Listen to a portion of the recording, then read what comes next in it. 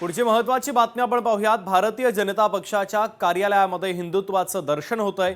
भाजपच्या कार्यालयामध्ये प्रभू श्रीराम यांची भव्य प्रतिमा आता उभारण्यात आलेली आहे। विजयाचे शुभ संकेत म्हणून भाजपच्या कार्यालयामध्ये गाय वासरू देखील ठेवण्यात आले।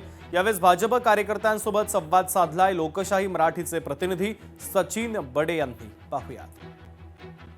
छत्रपती संभाजीनगरमध्ये महानगरपालिका निवडणुकीमध्ये विजय आपलाच असावा आणि सर्वाधिक जास्त जागा आपल्याच याव्यात यासाठी कुठेतरी हिंदुत्वाचा आधार देखील घेतला जातोय। म्हणजेच छत्रपती संभाजीनगरातील भाजपच्या कार्यालयामध्ये गणपतीची मूर्ती आहे, त्यासोबतच प्रभू श्रीरामाची 25 फुटांपेक्षाही अधिक उंच या ठिकाणी भव्य प्रतिकृती आहे। तर दुसरीकडे आपण जर पाहत असाल तर या ठिकाणी गाय वासरू देखील पाहायला मिळत आहे। आपण या ठिकाणी पाहतोय प्रभू श्रीरामांची भव्य अशी मूर्ती या ठिकाणी पाहायला मिळते।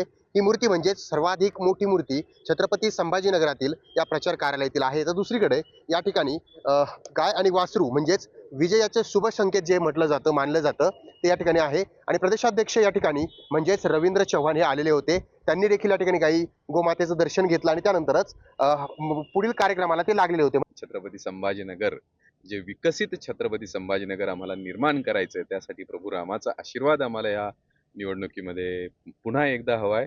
गोमाता हिंदू धर्माचे आपलं सगळ्यात पूजनीय असं स्थान आहे। गोमातेला आपण कामधेनू म्हणतो, म्हणजे आपल्या मनातल्या इच्छा आकांक्षा पूर्ण करणारी अशी 33 कोटी देवतांचा वास जिच्या शरीरामध्ये असतो, अशी गोमाता आम्हा सगळ्याच भारतीयांसाठी पूजनीय असं हे प्राणी आहे। आणि या गोमातेला आमच्या मनातल्या जी इच्छा आहे की संभाजीनगर वासियांची सेवा करायची, विकासाच्या मुद्द्यावर आम्हाला ही निवडणूक लढून संभाजीनगर विकसित करायचंय, त्यासाठी ही गोमाता आम्हाला कामधेनू म्हणून आम्हाला लाभेल। सचिन बडे, लोकशाही मराठी, छत्रपती संभाजीनगर।